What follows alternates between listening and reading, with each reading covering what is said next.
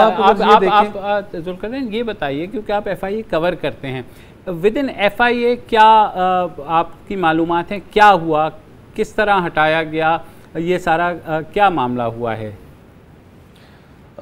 देखें जी, इनको हटाए जाने के हवाले से जो है प्रेशर जो FIA के ऊपर यही था, डे बाय डे बिल्ड कर रहा था। जो ये आगे जा रहे थे, जहांगीर तरीन साहब के हवाले से इन्होंने पहले स्टार्ट किया कि जी ये सट्टा में इनकी ये इन्वॉल्व है। यहाँ तक तो शायद मामला रहता तो इतना वो गड़बड़ नहीं होता। जब इन्होंने उनको मनी लॉन्ड्रिंग 5 बिलियन का मनी लॉन्ड्रिंग का इन पे चार्ज लगाया, फिर इनके फॉरेन एसेट्स जो हैं उस पर भी पूरा प्रोब खोल दिया, और जो इनका 35,000 एकड़ वाला फार्म है उसकी सेल परचेज़ को लेके पूरे क्वेश्चन से, तब इनके ऊपर पूरे का पूरा फिर प्रेशर था, जिसे ये कह लें कि फिर उन्होंने अपने जो है अपने कार्ड शो करना शुरू किए कि आप कार्ड कह लें या इन वे। तो किसने हटाया मोहम्मद रिजवान को?